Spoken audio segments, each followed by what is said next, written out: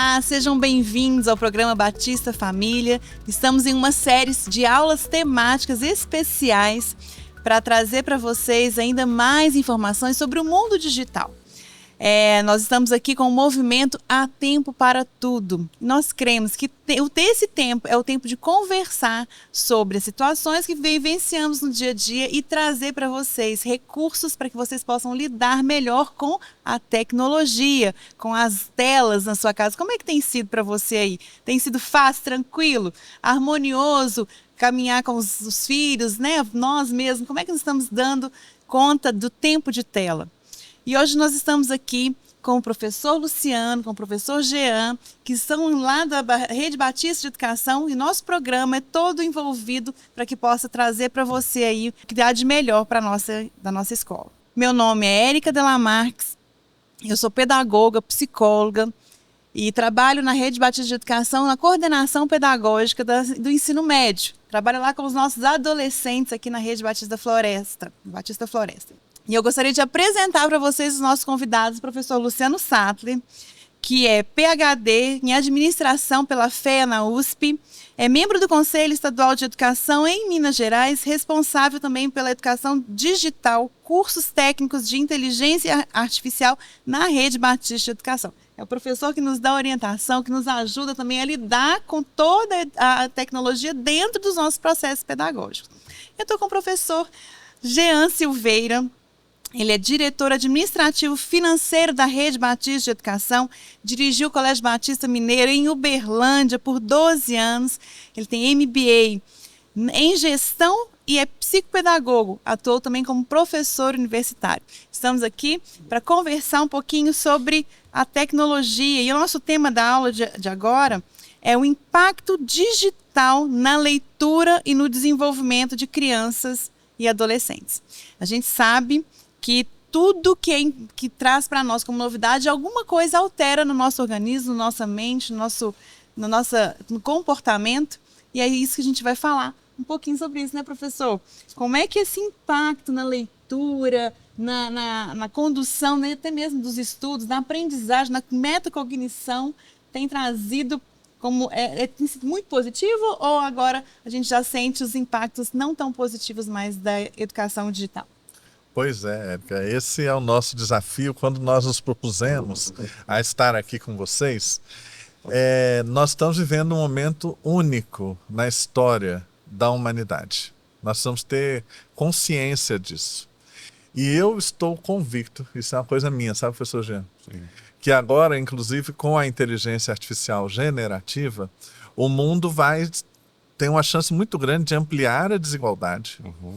E essa ampliação passa, na minha opinião, vai ficar definido assim. As pessoas que serão mais bem-sucedidas no mundo são as pessoas capazes de ler um livro, que tenham o hábito de ler um livro e que são capazes de compreender um livro na íntegra. E o resto. Uau! Essa é a minha visão. Uau. Nós vamos ter uma desigualdade baseada em livros. É claro que com o livro vem todo o restante, né? Porque é um jeito diferente de pensar.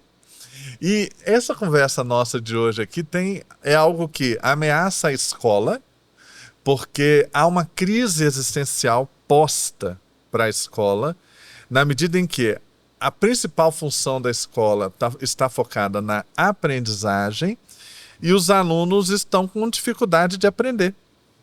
Então, peraí, eu existo para que você aprenda e você não aprende? Por mais que o aluno venha passar os dias da semana, horas conosco, e muitas vezes não aprenda, então eu estou com um problema sério como escola. Mas você, como família, precisa estar atento para ajudar a escola, para que a sua criança e o seu adolescente possam aprender. E aí enfrentar esse novo mundo marcado por essa, talvez, crescente desigualdade. E aí nós, nesse episódio, trouxemos aqui a indicação. Inicialmente eu tinha combinado com o pastor Nicolas, que é o nosso diretor aqui do programa Batista Família, para falar sobre um livro, mas acabou que lançou um outro livro, nós vamos falar de 2 livros, né? O primeiro livro, que é de 2019, é O Cérebro no Mundo Digital. Como nós já dissemos aqui, a gente não ganha comissão vendendo livro. Nós queremos trazer ferramentas para que você, família, possa ler, acompanhar, se inteirar e poder ter ferramentas para trabalhar com a sua família. Esse livro da neurocientista Marianne Wolf, americana, que dá aula na Universidade da Califórnia, em Los Angeles, e dentre outras universidades, ela tem um centro de pesquisa focado em leitura. O foco dela é leitura. Esse livro é de 2019, pré-pandemia, né? Então, se ele foi lançado em 2019, ela mostra aqui no texto que durante 20 anos ela pesquisou esse assunto antes de poder lançar esse livro. E o que ela traz para nós sobre o cérebro no mundo digital, ela faz uma análise da leitura, justamente a leitura do livro. Primeiro, ela diz assim que ler não é algo natural. Por isso que a gente não nasce lendo. A gente precisa ser alfabetizado para aprender a ler. Então, a leitura não é algo natural. E é um processo cultural. E a leitura, de acordo com a autora, ela é uma conquista da civilização humana para a gente, inclusive, aprender a ser gente. Aprender a se desenvolver.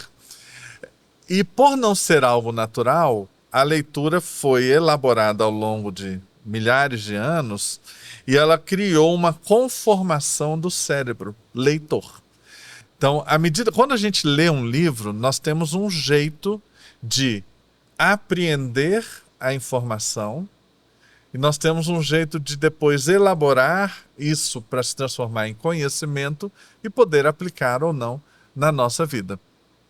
E esse jeito que o livro traz é um jeito, por exemplo, linear de leitura, é um jeito que dá espaço para a imaginação, né? Então, quando eu leio um poeta, eu leio um autor falando, olha, na minha cidade as ruas eram de paralelepípedo, tinham morros muito altos e a visão do pôr do sol era maravilhosa, isso eu vou criando uma imagem. Exige um trabalho de imaginação que é muito importante, porque a imagem que eu criei na minha mente é diferente da que você criou e do que você criou. Cada um tem a sua experiência, né? E aí a beleza da complexidade do mundo do cérebro, né? Da experiência da gente. E isso gera um jeito de pensar, né? E que está ameaçado pelas telas. Porque as telas, primeiro, a leitura não é linear. Quando a gente lê um livro, os tempos da leitura são diferentes dos tempos da leitura digital. A pesquisa demonstra que as telas foram feitas, elas ajudam a gente, na verdade, a se distrair. Por mais que você fale, eu vou ler um livro na tela, o nível de distração é muito maior do que o livro físico. Além de que, muitas vezes, nas nossas telas, a gente tem aqueles avisos, né? Chegou mensagem, chegou WhatsApp, chegou direct, chegou um lembrete, né? Aí você imediatamente se distrai, é difícil voltar. As pesquisas demonstram que você demora 15 minutos para voltar com a concentração que você estava quando você é interrompido. E, por fim, as telas trazem muito da imagem, né? Nós temos uma geração hoje de crianças e adolescentes que aprenderam com imagens, né? Hoje eu costumo brincar assim, que parece que o neném, o bebê, sai da maternidade já com um chip implantado, porque antes de aprender a ler, ele já sabe navegar nas telas, já sabe escolher o vídeo que ele quer assistir. Então ele foi alfabetizado com imagens. E isso tem impactos, porque na hora que você pede um aluno hoje, olha, vamos ler um livro, as reações não são boas. Ah, não quero, dá preguiça, muito trabalho, porque está forçando o cérebro a pensar de uma maneira diferente e que ele vai achar mais difícil porque a tela traz tudo muito mastigado. Então a autora vai trazer esse livro. O professor Jean falou em outro episódio aqui nosso, lembrando muito bem que o dicionário de Oxford, que é um dicionário muito importante no mundo, anualmente faz uma pesquisa, junto a milhares de professores, qual é a palavra do ano. Qual é a nova palavra que não existia no dicionário e que vai ser incorporada no dicionário de Oxford. E em 2024, a palavra que foi escolhida é chamada brain rot.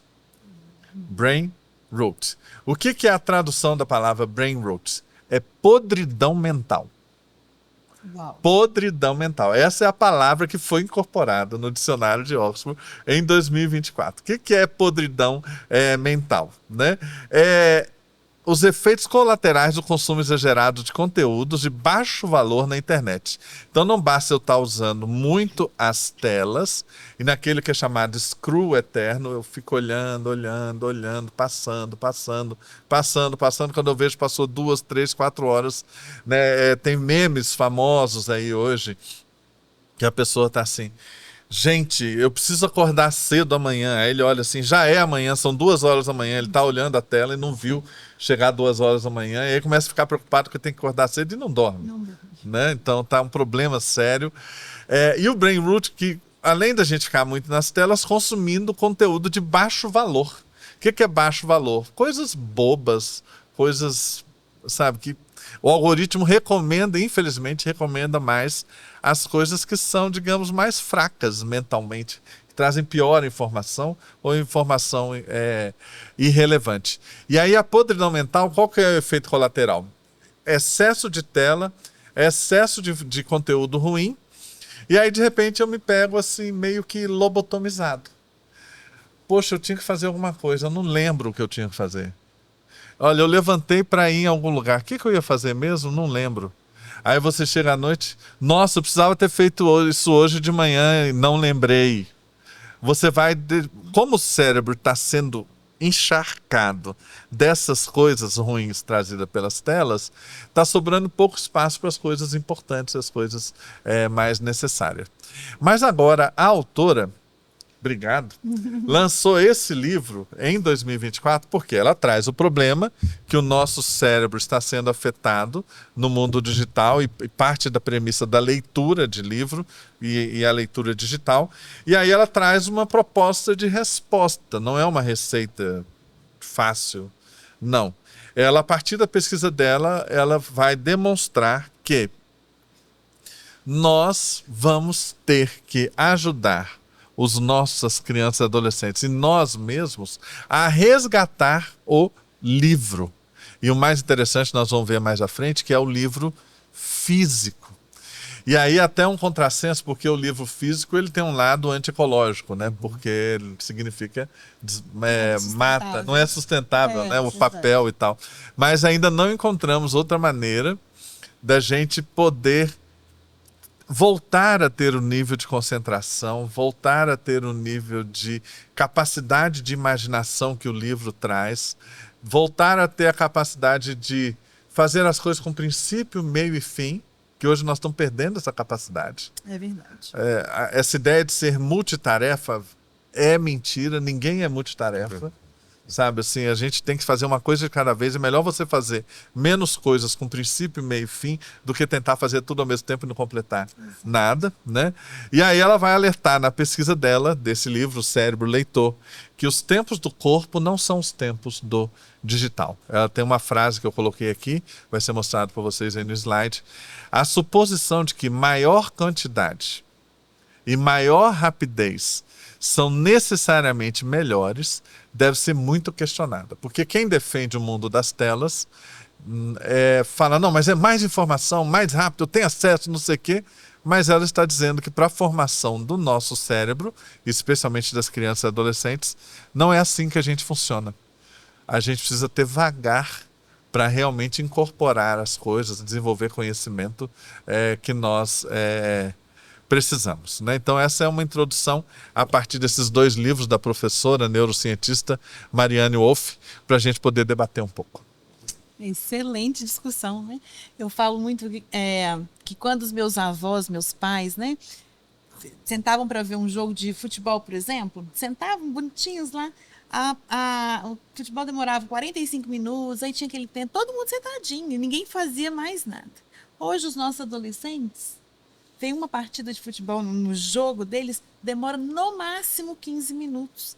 Ou seja, né? E é o mesmo corpo, porque a nossa velocidade de movimento, de mudança no corpo é muito inferior, né, a essa velocidade de mudança nas telas. E aí a gente estava falando, professor, sobre a mudança morfológica no cérebro, né? A construção de um pensamento que vai sendo baseado no que a tela traz como rapidez, como, né, tudo muito ágil. A gente falando sobre tempo, né? Até mesmo a gente não tem tempo livre. E a cognição, como é que fica o aprendizado? Pois é, num tempo em que a escola passa por esse desafio, né? Ela se compreende na necessidade de formar pessoas, levar a crianças, adolescentes a adquirir competências, a adquirir habilidades. Talvez a habilidade mais importante seja a habilidade de linguagem, né? Da fala bem adequada, da comunicação, da leitura competente, né? Até porque, quando a gente fala de IA, a gente não pode esquecer que os modelos de IA atualmente desenvolvidos são modelos baseados na linguagem. Então, o próprio prompt, né, vamos dizer assim, a própria competência de gestão dessa inteligência artificial passa pela nossa competência de criar prompts, né, bem definidos, com profundidade. Se você coloca essa necessidade com vamos dizer assim, o desafio não concretizado da escola hoje, por conta dessa infância nas telas rápidas, está corroendo a capacidade cognitiva dos nossos alunos, dos nossos estudantes, adolescentes e crianças, e eles estão tendo competências leitoras piores, você tem aí um contrassenso, né? Um tempo que pede do adulto extrema competência na linguagem, e ele não consegue ser formado porque a nossa estrutura de telas corrompe essa capacidade de aprendizagem da linguagem. Então, esse é o desafio. A família, junto com a escola, né, elas têm que entender que a gestão não pode ser totalmente terceirizada. A gestão desse tempo, né, desse momento para o estudante, ela não pode ser totalmente terceirizada para a escola ou para qualquer outra atividade. A família tem que tomar nas mãos, né, esse desafio para si. E a gente usava um lema muito importante na Rede Batista, que a gente não usa mais com tanta frequência, mas ainda é nosso, né? Que o melhor ensino é o exemplo, né? E às vezes a mãe e o pai dentro de casa, né, são por nós e pelos professores e por esse tempo, né, convocados a ser esse exemplo, a romper com essa, vamos dizer assim, essa postura mandatória, né, atual, e ler, ter um livro na mão, comentar sobre o livro, né?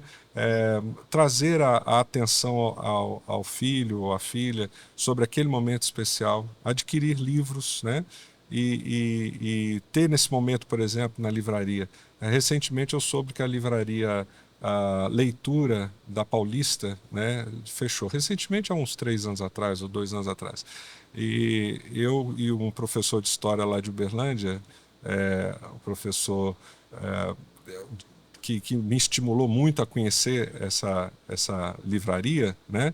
Professor Braga, a gente esteve lá, ele disse que estaria lá, e uma vez eu fui conhecer essa livraria e fiquei encantado, né? Eram, sei lá, 4, 5 andares. Era cultura. A cultura da Paulista. Maravilhosa livraria. Um ambiente especial para você usufruir a escolha do livro, né, com calma, naquele tempo especial de quem senta num sofá gostoso, pega um livro como um amigo, né, e vai ali, vamos dizer assim, encantando com aquela capa, com aquele texto, com aquela textura, com aquele conteúdo, e aí leva 2, 3 livros para casa e tal. As experiências, elas estão desaparecendo, né? Eu lembro da biblioteca na minha infância. A biblioteca na minha infância tinha um papel importante, até porque a gente não tinha recursos para adquirir livros, e o contato com o livro era na Biblioteca Municipal de Alfenas, no sul de Minas, né? A greve da Universidade Federal, onde eu estudei, proporcionava um mês de biblioteca, né? Era essa a diversão quando a faculdade estava em greve. Será que você levou seu filho recentemente a uma biblioteca? Qual foi a última vez que você levou seu filho para comprar um livro? sentou com ele, fez essa escolha, vamos dizer assim, intencional de gastar aquele tempo ali, não olhando no relógio, não navegando na internet enquanto seu filho está se divertindo, não, com ele, no chão, né, intencionalmente escolhendo um livro. Talvez essa paixão, esse momento especial, marque a vida dele de uma maneira muito mais profunda, né, do que mostrar um vídeo, como isso acontece hoje em dia. Está aqui um vídeo, filho, ou assistir um vídeo que o filho está te mostrando no Instagram ou em outra mídia social. Então, o grande desafio é a gente entender o que é possível fazer, se apropriar dessa atitude, incorporar essa atitude no nosso repertório familiar, né, e de fato executar essa atitude e torná-la hábito, né? Se a gente não traz para a gente a capacidade de gerir a própria família, a gente delega simplesmente, talvez a gente esteja perdendo um papel, abrindo mão do papel mais importante de impactar e trazer, vamos dizer assim, a solução, né? Como a autora coloca, né? De trazer o estímulo e a capacidade de leitura, de interpretação, né? A competência da linguagem para o dia a dia dos nossos estudantes, dos nossos filhos. É verdade. Mas se você me permite, professor Jean, você falou sobre o ensino pelo exemplo. Sim, né? Sim.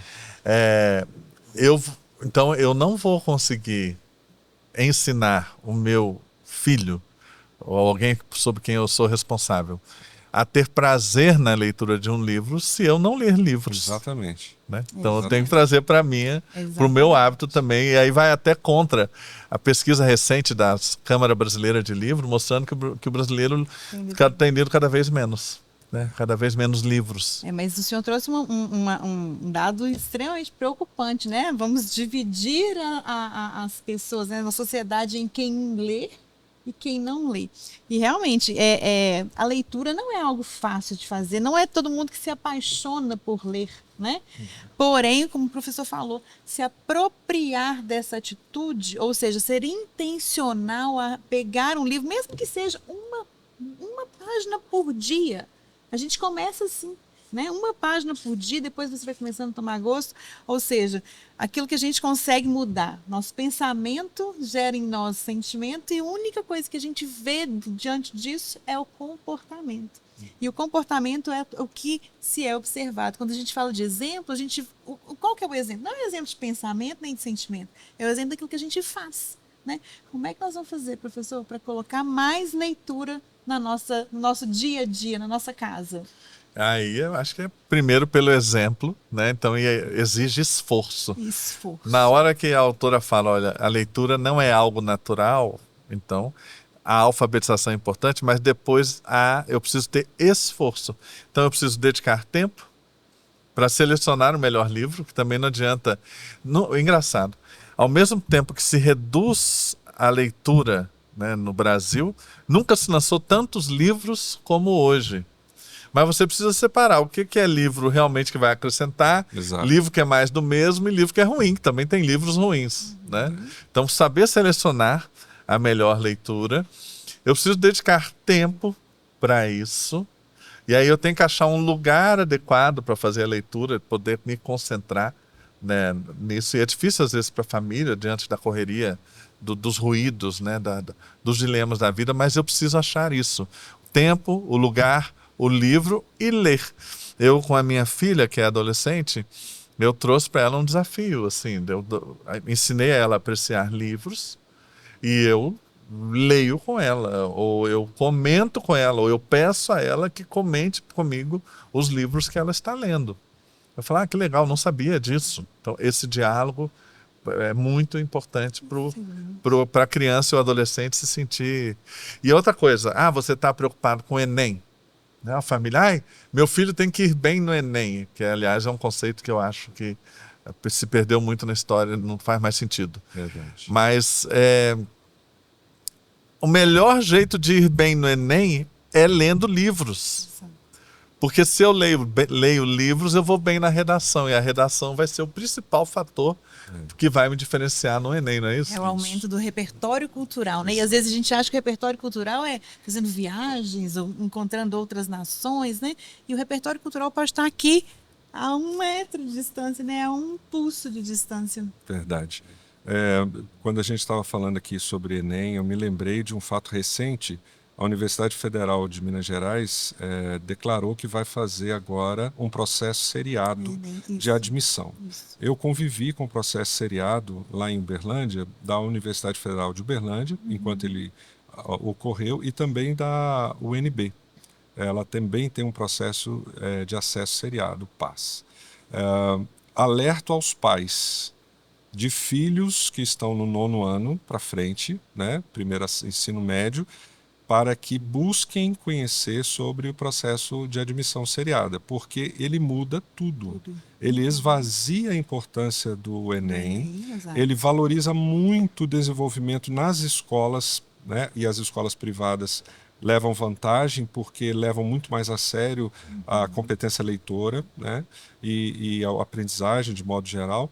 Então, é um novo tempo aí que está surgindo, fresquinha essa notícia, Isso. não tem muito, acho que não tem mais de uma semana Ainda isso. não. Nem saiu o edital ainda, mas a gente já percebeu. Já sabe que isso vai influenciar nessa formação e na demanda, né, dessa aprendizagem de maneira diferente. Então, em vez de disputar vagas, por exemplo, com jovens do Brasil todo, não sei quanto por cento dessas vagas vão ser designadas ao processo de admissão seriada, mas ele vai disputar essas vagas. Os nossos alunos, por exemplo, lá de Uberlândia, eu tinha aprovação de 99% dos alunos na Universidade Federal. Né? Por quê? Porque o processo de admissão seriada, ele valoriza, vamos dizer assim, aspectos caros à universidade que está desenhando o processo seletivo. E você se adapta muito melhor a isso. Né? Você sabe, é como se você jogasse um jogo entendendo as regras do jogo. O Enem a gente entende, será? Né? Muda tanto e é tão confuso. Né? Então, mas são essas demandas que a escola trabalha com ela. Né? A família tem uma expectativa de sucesso. Né? Eu concordo que o Enem hoje, a gente tem percebido isso, né? Entre os nossos, vamos dizer assim, contratantes, as famílias contratantes da Rede Batista, há uma crítica muito grande, né, a algumas posturas, principalmente nas universidades federais. Né? E o Enem, que é a porta principal de entrada para essas universidades, passa então a não ter tanto valor mais. Né? É lógico que existe uma grande parcela que leva em consideração, mas está diminuindo. E a gente percebe, por exemplo, a mudança de olhares para a formação fora do país. Nós temos muito mais famílias interessadas em fazer uma formação até gratuita em universidades dos Estados Unidos, na Europa, na Ásia. Né? Nós temos, por exemplo, outros pais que valorizam mais universidades particulares porque têm posturas mais conhecidas, né? Mais, vamos dizer assim, um campo mais seguro, né? Mais polidas, posturas que são valorizadas pelas famílias que nos procuram como Rede Batista de Educação.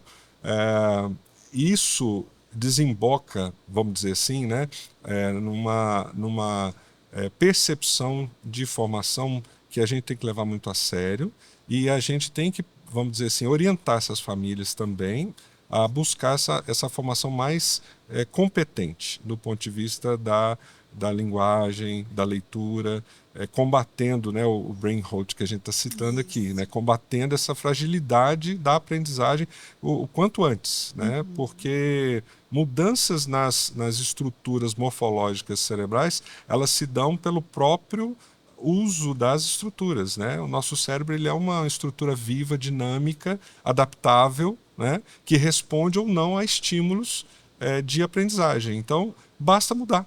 Basta alterar o processo e a gente vai perceber em pouco tempo essa mudança acontecendo para positivo, né? Que é o que a gente está estimulando. Isso mesmo, a plasticidade cerebral, né? Neuronal, né? E é isso, família. Você ouviu tudo isso aqui e ficou pensando, né? Como é que eu vou fazer? Como é que a gente começa? Eu queria te dar uma sugestão. Quem sabe você começa a fazer a leitura da Bíblia diariamente na sua casa. Nós estamos falando aqui sobre há tempo para todas as coisas e a gente sempre tem que começar de alguma coisa, de alguma forma.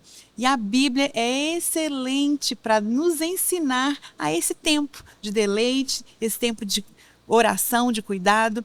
Nós da Rede Batista entregamos para os nossos estudantes todos os anos um devocional diário. Então, se você tem filho na Rede Batista, pode perguntar para ele lá onde é que está o seu pão diário, né? Hoje em dia, no Bom Dia Amigo. Isso. Você pode usá-lo também como devocional, ou seja, é um incentivo. Às vezes você não vai logo um cérebro leitor, logo num livro tão robusto, de algumas informações tão importantes, mas a Bíblia está tão disponível que a gente pode começar. Muito obrigada pela discussão tão rica de hoje e eu acredito que nós estamos chegando na sua casa para abençoar a sua vida.